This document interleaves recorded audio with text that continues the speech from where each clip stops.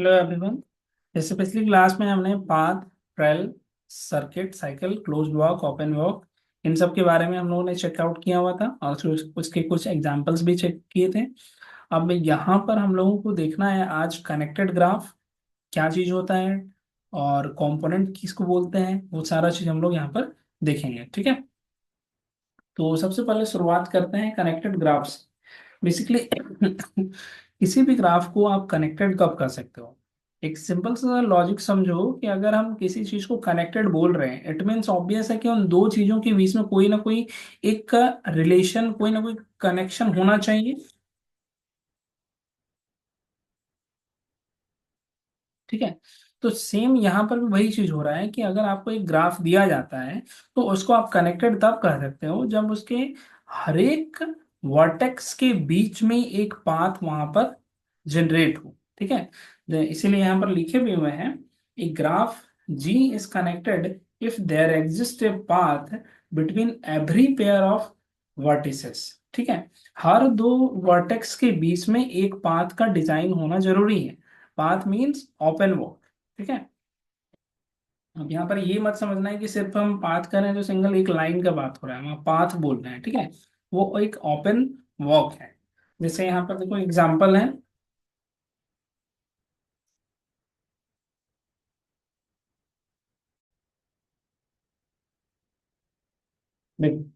Just एक छोटा सा एग्जांपल हम लोग यहाँ से क्रिएट करते हैं।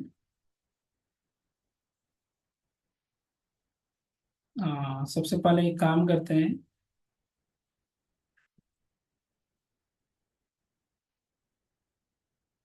हम लोग सबसे पहले यहाँ पर से कुछ वर्टेक्स लेते हैं। ठीक है, एक ऐसा कनेक्टेड ग्राफ हम बनाने का कोशिश करेंगे जहां पर हम देखना चाहते हैं कि हर वर्टेक्स के बीच में एक पाथ डिजाइन होना चाहिए। ठीक है, तो हम लोग सबसे पहले कुछ वर्टेक्स यहाँ पर हम लोग ले लेते हैं। 1 2 3 4 5। ठीक है, अब यहाँ से हम लोग पाथ डिजाइन करते हैं।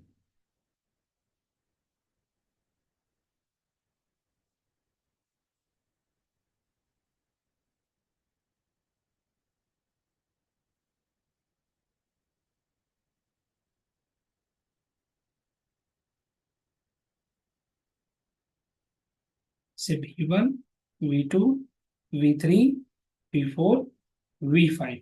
यहाँ देख सकते हो, अगर नाम दे दें सारे एक एज का तो E1, E2, E3, E4, E5, E6, E7, E8। ठीक है, टोटल हमारे पास 8 एज आ गए हैं। हर एक वर्टेक्स, किन्हीं भी दो वर्टेक्स को आप चेकआउट करो, उन दो वर्टेक्स के बीच में डेफिनेट है कि एक पाथ वहां पर एग्जिस्ट करेगा ही करेगा। बेसिकली यहाँ पर तो आप कुछ भी रह सकते हो। जैसे सपोज दैट आप फर्स्ट एक सिंपल सा एग्जांपल लेते हैं V1 एंड V4 वर्टेक्स को। ठीक है, ये दो वर्टेक्स को हम ले रहे हैं, तो V1 से V4 के बीच में एक सिंगल पाथ बन सकता है, V1 E6 V4। This is a path, क्योंकि आप देख सकते हो कि यहाँ पर इनिशियल टर्मिनल वर्टेक्स आपके डिफरेंट हो रहे हैं और कोई भी एज आपका, ये सॉरी, कोई भी वर्टेक्स रिपीट नहीं कर रहा है। ये एक पाथ हो गया। अब यहाँ पर हमने क्या कहा था, देयर एग्जिस्ट मीन्स एक भी एग्जिस्ट कर गया तो काम चल गया, वो हो रहा है, वहां पर एक पाथ हमने एग्जिस्ट करा दिया। ठीक है, ऐसे ही अगर मान लो डिस्टेंस वाला देख लेते हैं, सपोज करो आप V1 से V1 और V3 ले लेते हो, तो V1 और V3 के बीच में भी हम बात वहां पर क्रिएट कर सकते हैं। कैसे? देखो, अगर आप सिंपल वाला बनाना चाहो तो V1 से E1 चलो, E1 से V2, फिर V2 E2 एंड V3। तो ये भी अपने आप में एक ओपन वॉक है and it is a path. ठीक है, कोई भी इनिशियल टर्मिनल वर्टेक्स रिपीट नहीं कर रहा, इनिशियल टर्मिनल वर्टेक्स दोनों डिफरेंट है, कोई भी वर्टेक्स रिपीट नहीं कर रहा है, ओपन वॉक है, that's why it's a path. ठीक है, ऐसे हम लोग अलग अलग पाथ यहाँ पर क्रिएट कर सकते हैं। ठीक है, तो ध्यान रखना है किसी भी कनेक्टेड ग्राफ में किन्हीं भी दो वर्टेक्स के बीच में एक पाथ का एग्जिस्ट करना जरूरी है। एग्जिस्ट नहीं करेगा तो उस केस में हम उसको कनेक्टेड नहीं कर सकते हैं। ठीक है, उसी में ही आता है कनेक्टेड ग्राफ का सेकेंड पार्ट आएगा, डिसकनेक्टेड ग्राफ। तो डिसकनेक्टेड ग्राफ किसको कहेंगे? वैसा ग्राफ जो कनेक्टेड ही ना हो। ठीक है, मींस अगर हम दो पेयर चूज कर रहे हैं तो उनके बीच में कोई पाथ आप क्रिएट ही ना कर पाओ। ठीक है, लाइक यहाँ पर देखना, आप यहाँ से सेम इसी ग्राफ में हम क्रिएट करेंगे।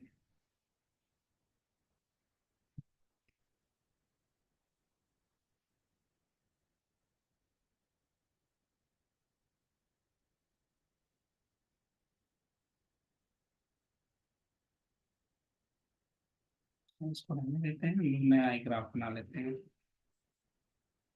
V1 V2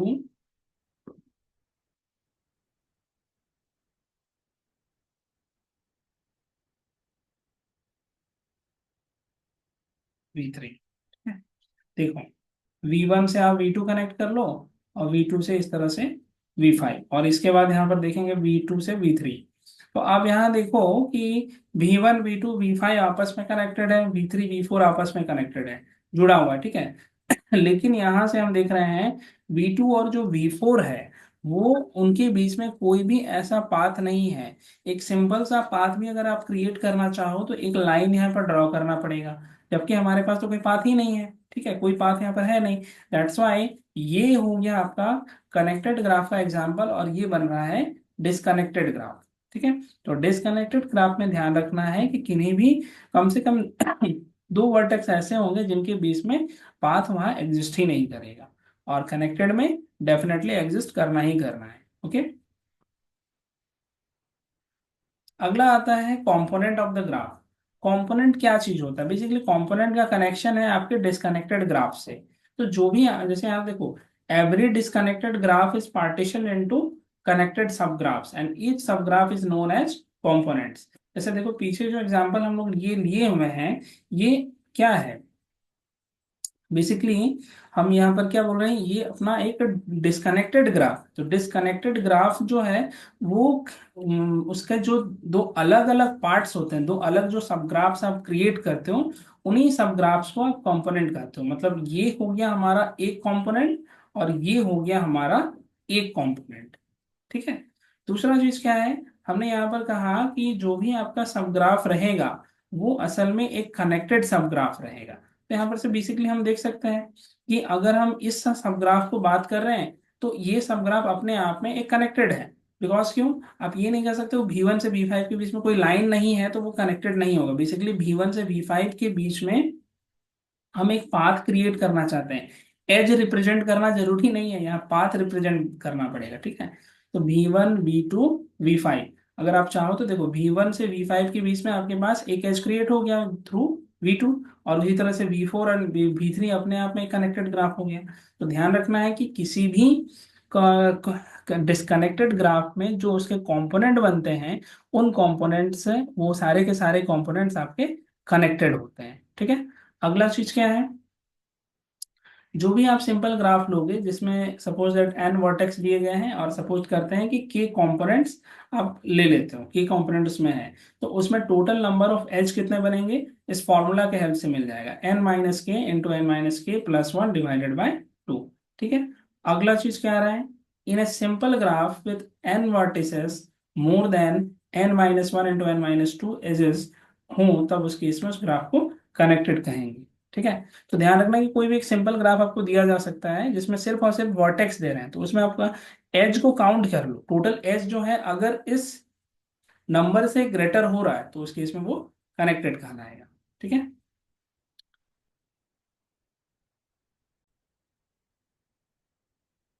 नेक्स्ट देखो, डिस्टेंस बिटवीन वर्टिसेस। यहाँ पर हम एक नया टॉपिक इंट्रोड्यूस करेंगे, वर्टेक्स के बीच का distance, eccentricity, centre, radius and diameter. किसी भी ग्राफ में अगर दो वर्टेक्स के बीच का अगर आपको डिस्टेंस निकालना है, हम पाथ नहीं, हम लेंथ, पाथ लेंथ नहीं पूछ रहे हैं, एज लेंथ नहीं बोल रहे हैं, हम डिस्टेंस बोल रहे हैं, ठीक है। तो डिस्टेंस बेसिकली किस चीज को कहते हैं? अगर हम दो जगह का डिस्टेंस हम लेना चाहते हैं, we just talk about the shortest path, shortest length, ठीक है। तो किसी भी कनेक्टेड ग्राफ में आपको दिए कोई एक कनेक्टेड ग्राफ देंगे, या कोई सपोज दैट कोई भी ग्राफ आपके पास हो सकता है, उसमें दो वर्टेक्स VI और VJ जो हैं, उनके बीच का जो शॉर्टेस्ट पाथ रहेगा, उसका जो लेंथ होता है, उसी को ही हम लोग डिस्टेंस कहते हैं, ठीक है। दो जैसे सपोज दैट V1 आपका दिया गया है, V1 से आप V2 जा रहे हो, फिर V2 से V3, V3 से V4, फिर उसके बाद सपोज दैट V4 से आप V2 की ओर आ रहे हो, इस तरह से। एंड सपोज करो V3 से आप ऐसे V3 की ओर चल रहे हैं। मान लेते हैं हमको फाइंड करना है V1 टू V2 तक का डिस्टेंस। तो हम कैसे कैसे रन कर सकते हैं? देखो, भी हम एक एक रास्ता मेरे पास सिंपल होता है, V1 टू V2 चले गए, तो यहाँ पर हमारे पास जो पाथ का लेंथ आ रहा है वो कितना आ रहा है 1, लेकिन दूसरा पाथ मेरे पास कुछ इस तरह से आ रहा है, V1 से हम V3 चलेगा, V3 से V2 चलेगा। तो बेसिकली हमारे पास हमने दो पाथ्स को यूज किया, तो इस केस में पाथ लेंथ कितना बन रहा है 2। तो हमको जब फाइंड करना है कि दो वर्टेक्स के बीच का लेंथ कितना, डिस्टेंस कितना आ रहा है, तो हम लोगों को यूज करना पड़ेगा शॉर्टेस्ट पाथ। तो शॉर्टेस्ट पाथ क्या बना ये, दैट्स वाई यहाँ पर शॉर्टेस्ट पाथ यानी कि जो डिस्टेंस बनेगा वो हमारा 1 आ जाएगा। ठीक है। तो फिर उसी तरह से इसेंट्रिसिटी क्या होती है, इसेंट्रिसिटी बेसिकली किसी भी एक पर्टिकुलर वर्टेक्स की फाइंड की जाती है, जिसमें देखना होता है कि उस वर्टेक्स का सभी वर्टेक्स से जो डिस्टेंस हम फाइंड करेंगे उन सभी वर्टेक्स में जो मैक्सिमम रहेगा उसको हम इसेंट्रिसिटी कहेंगे। सपोज दैट मेरे पास एक V1 वर्टेक्स आ रहा है, ठीक है, इसका 3-4 वर्टेक्स के साथ डिस्टेंस हम ले लेते हैं, सपोज कर रहे हैं, इस ग्राफ का यूज नहीं कर रहे हैं यहाँ पर। V2 ले रहे हो, V3 ले रहे हो, V4 ले रहे हो, एक से मान लेते हैं डिस्टेंस मेरा 2 आया, एक से 3 आया और एक से सपोज दैट 1 आया। तो इसमें जो सबसे मैक्सिमम डिस्टेंस रहेगा that distance is known as the eccentricity of that particular vertex. ठीक है। उसके बाद सेंटर की बात अगर करते हैं, सेंटर क्या होगा, सेंटर जो होगा वो वैसे उस वर्टेक्स को सेंटर कहा जाता है जिसकी इसेंट्रिसिटी मिनिमम रहेगी। रेडियस किसे कहेंगे, इसेंट्रिसिटी ऑफ द सेंटर, जो सेंटर आपको मिलेगा उस सेंटर का जो इसेंट्रिसिटी रहेगा दैट इज द रेडियस। तो देख सकते हो बिल्कुल कनेक्टेड वे में है, पहले आपने डिस्टेंस निकाला, उस डिस्टेंस का यूज किया आपने इसेंट्रिसिटी फाइंड करने में, इसेंट्रिसिटी जब मिल गई तो वहां से हमने सेंटर को ढूंढा, और सेंटर जब मिला तो फिर वहां से रेडियस हो जाएगा। ठीक है। एंड लास्ट आता है डायमीटर। डायमीटर बेसिकली क्या होगा, किसी भी ग्राफ में जो सबसे मैक्सिमम लेंथ रहता है, पाथ लेंथ, वो कहलाता है डायमीटर। ठीक है। मतलब आपके पास अलग अलग तरह के वर्टेक्स रहेंगे, सभी वर्टेक्स का आपस में डिस्टेंस ढूंढ लो, उस डिस्टेंस में जो सबसे मैक्सिमम डिस्टेंस रहेगा उसी मैक्सिमम डिस्टेंस को डायमीटर ऑफ दैट ग्राफ कहा जाएगा। ठीक है। चलो इसको एग्जाम्पल के हेल्प से समझते हैं। यहाँ पर हमारे पास वर्टेक्स है, पूरा एक ग्राफ दिया हुआ है, ये कंप्लीट एक कनेक्टेड ग्राफ है। ठीक है। हर वर्टेक्स के बीच में एक पाथ यहाँ पर डिजाइन किया हुआ है। तो जो भी हमारे पास E1 E2 आ रहे हैं ये सारे के सारे एज आएंगे, और V1 V2 ये सब ही हमारे वर्टेक्स बन रहा है। तो हम लोग सबसे पहले डिस्टेंस फाइंड करते हैं। डिस्टेंस को हम लोग ऐसे रिप्रेजेंट कर सकते हैं V1 V2, फिर V1 का V3 से आप डिस्टेंस, V1 V4, V1 का V5 से डिस्टेंस, इसी तरह से सारे को सबसे पहले हम यहाँ पर चेकआउट कर लेंगे। ठीक है। तो यहाँ देखो V1 से V2 का जो डिस्टेंस आ रहा है वो किस तरह से आएगा, V1 और V1 आपका यहाँ है और V2 यहाँ है, तो V1 से V2 हम कैसे पहुंचेंगे, 1 2 और ये 3, और अल्टीमेटली शॉर्टेस्ट पाथ तो यही बन रहा है, तो ऑब्वियस है कि पाथ ले यहाँ पर लेंथ हमारा 3 आ जाएगा, डिस्टेंस 3 हो गई। सिमिलरली V1 से V3 तक का लेंथ देखें, V1 आपका यहाँ है, V3 यहाँ पर है, तो सबसे शॉर्टेस्ट पाथ क्या बनेगा, आप ऐसे भी घूम के जा सकते हो V1 V5 V4 V3, लेकिन ये लॉन्गेस्ट पाथ रहेगा तो हमको शॉर्टेस्ट चाहिए। तो V1 से V4 चले और V4 से V3, तो यहाँ पर से डिस्टेंस कितना बन गया 2। फिर उसी तरह से V1 से V4 चलना है, तो ऑब्वियस सी बात है यहाँ सिंगल 1 आएगा डायरेक्ट इस तरह से E5 के थ्रू। फिर उसी तरह से V1 से V5 की ओर अगर रन कराते हैं तो V1 से V5 में हम E1 के थ्रू पहुंच जाएंगे, तो यहाँ पर भी हमारा पाथ लेंथ डिस्टेंस कितना आ जाएगा 1। सिमिलर वे में डिस्टेंस आप फाइंड करेंगे V2 का, V2 से V1 आप फाइंड कर सकते हो, V2 से V3, V2 से V4, V2 से V5, 1।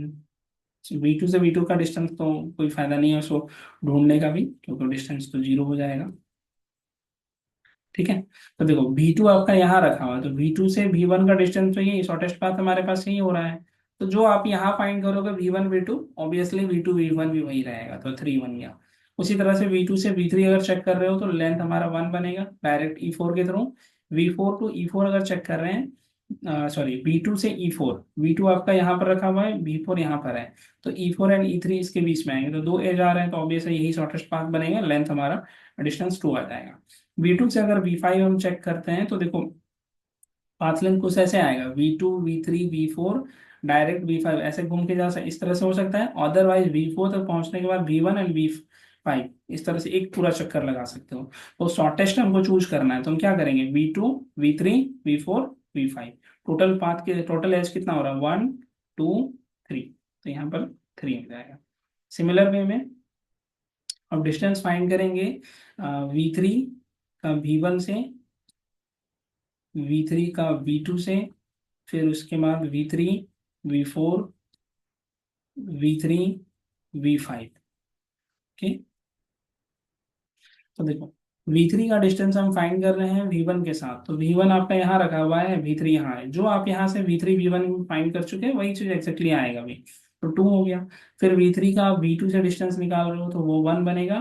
V3 का V4 से अगर डिस्टेंस चेक करें तो वहाँ 1 बन रहा है। V3 का V5 से अगर डिस्टेंस चेक कर रहे हैं तो शॉर्टेस्ट डिस्टेंस 2 आएगा। सेम इसी तरह से V4 का डिस्टेंस चेक करेंगे V1 के साथ, V4 का V2 के साथ, distance of this V4 V3, distance of this V4 V5। ठीक है, तो V1 V4 निकालो या V1 V4 वो तो हमेशा 1 आएगा। V4 V2 अगर आप चेक कर रहे हो तो V4 आपका यहाँ रखा हुआ है, V2 यहाँ है, तो शॉर्टेस्ट डिस्टेंस 2 आ जाएगा। V4 से V3 1 हो गया। फिर उसी तरह से V4 से V5 के केस में भी 1 आएगा। इन सिमिलर वे में अगर हम डिस्टेंस ऑफ V5 हम चेक करना चाहें तो V5 बेसिकली आ चुका है। ठीक है, तो अब यहाँ पर V5 to V1 आपके पास 1 है, V5 to V2 आप देखो यहाँ 3 दिख रहा होगा, और उसी तरह से V5 का V4 के साथ जो डिस्टेंस है वो 1 है, और उसके बाद distance of V5 V3 is exactly equal to 2। ठीक, ये हमारा डिस्टेंस हो गया। अब इसके बाद हम लोग को चेकआउट करना है eccentricity of the centre. Sorry, eccentricity, eccentricity basically क्या बोल रहे हैं, जो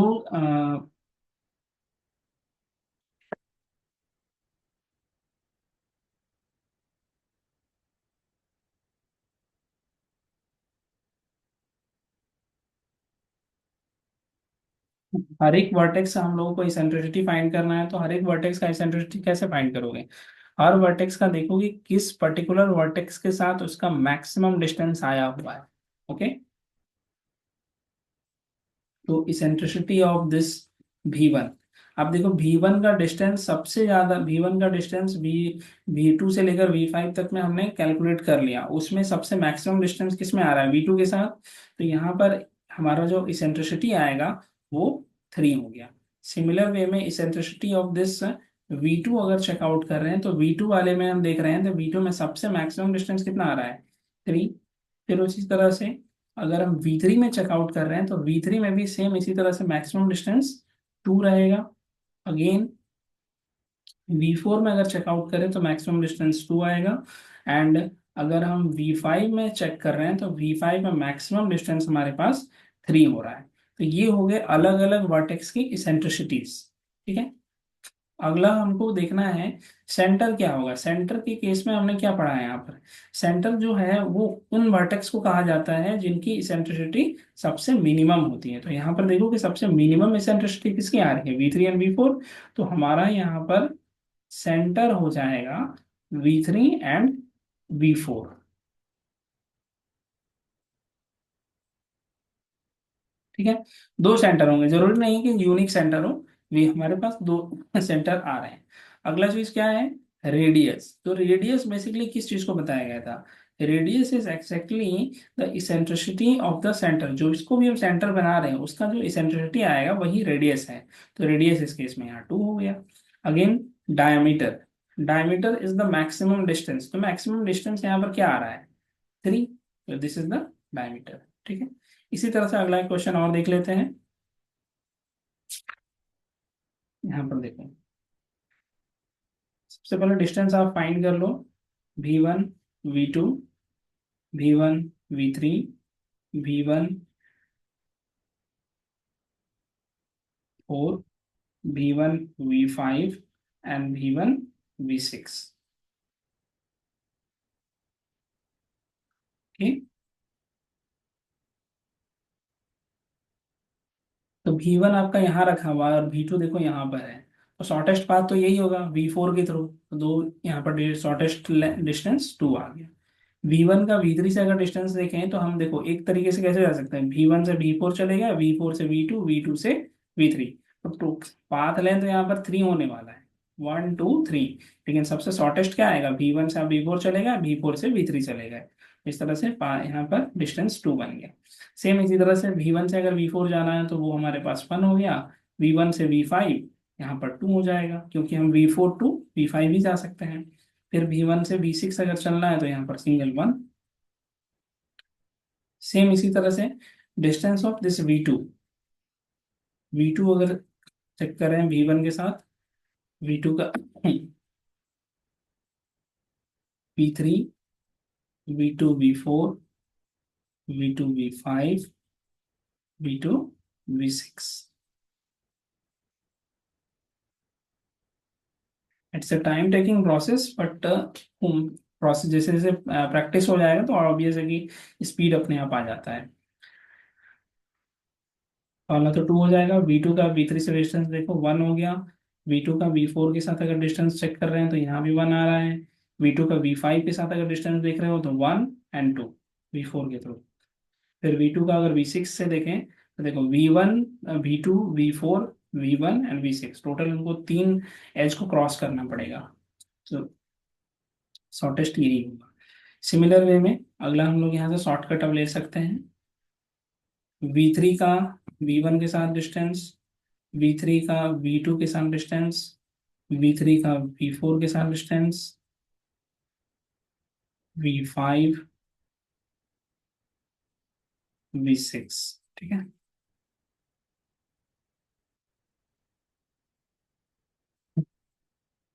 V3 V1 डिस्टेंस कितना आ जाएगा, V1 एंड V3 का जो डिस्टेंस है वही यूज करो। V3 एंड V2 का डिस्टेंस 1 है। V3 एंड V4 का अगर डिस्टेंस देख रहे हैं तो 1 आएगा। V3 V5 का डिस्टेंस चेक करो तो यहाँ पर 2 बन रहा है। फिर V3 का V6 के साथ 1 2 एंड 3। अगला सेम इसी तरह से नेक्स्ट हम लोग यूज कर लेते हैं V4 का डिस्टेंस V5 के साथ, V4 का डिस्टेंस V6 के साथ। ऐसा इसलिए कर रहे हैं क्योंकि हमने V3 V4 निकाल चुके हैं, तो ठीक है, उतना लंबा करने की जरूरत नहीं भी पड़ेगा।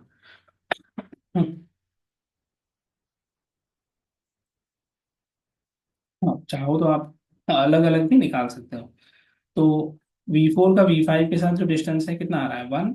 और इसी तरह से V4 का V6 के साथ डिस्टेंस 2 बन जाएगा। अगला चीज V5 का V6 के साथ जो डिस्टेंस आएगा उसको चेक कर लेते हैं। तो V5 हमारा यहाँ है, V6 यहाँ पर है, तो shortest path V4, V1 and V6।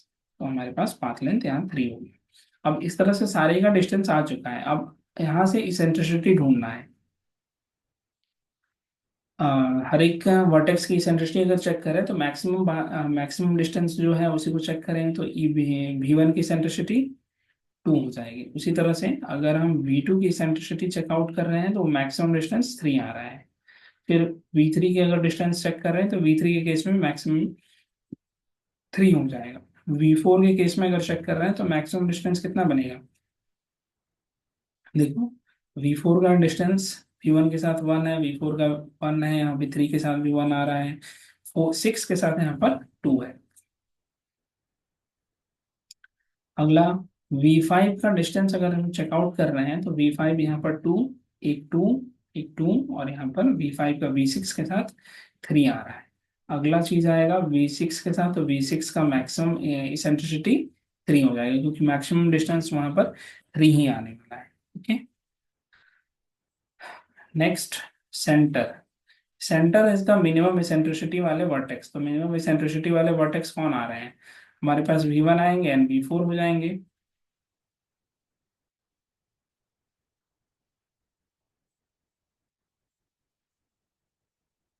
V3,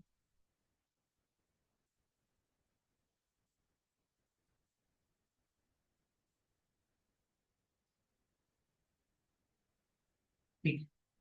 अगला आएगा हमारा रेडियस। तो रेडियस यहाँ पर 2 हो जाएगा क्योंकि सेंटर की जो इसेंट्रिसिटी होती है उसी को लेना होता है। लास्ट हमारे पास डायमीटर आ रहा है, तो diameter is the maximum distance and it is 3। ठीक है। तो इस तरह से हम लोगों को सेंटर सेंट्रिसिटी ये सारी चीजें फाइंड करनी होती हैं। हो सकता है कहीं पर कैलकुलेशन का एरर हो, सब पॉसिबल हो, तो वो आप लोगों को थ्योरी के हेल्प से इसको ठीक कर लेना है। I think complete. ओके, ठीक है। तो इस तरह से हमारा ये पार्ट भी कंप्लीट होता है। कनेक्टेड डिस्कनेक्टेड ग्राफ्स हमने देख लिया। तो कनेक्टेड में सिंपल सा वही चीज है कि हर वर्टेक्स के बीच में एक पाथ वहां एग्जिस्ट करेगा ही। डिस्कनेक्टेड में क्या होगा, पाथ एग्जिस्ट नहीं करेगा। तो डिस्कनेक्टेड ग्राफ में आपको ध्यान रखना है कि उसके कंपोनेंट बनते हैं, जो अलग अलग पार्ट्स जो सब ग्राफ्स बनेंगे वो असल में कनेक्टेड ही रहते हैं। तो कभी कभी पूछा जा सकता है कि आपका जो डिस्कनेक्टेड ग्राफ है उसके जो कंपोनेंट है वो एक्चुअली में वो कनेक्टेड होते हैं, अदरवाइज डिस्कनेक्टेड होते हैं। क्लियर का आंसर है, जैसा डिस्कनेक्टेड ग्राफ में जो कंपोनेंट रहेंगे वो आपके कनेक्टेड ही रहते हैं। ठीक है। और बाकी आपको कैलकुलेशन तो यहाँ पर से ये जो फॉर्मूला है इनके हेल्प से आप एजेस फाइंड कर सकते हो, कनेक्टेड चेकआउट कर सकते हो। ठीक है। तो फिर मिलते हैं नेक्स्ट क्लास में न्यू लेक्चर के साथ। Thank you.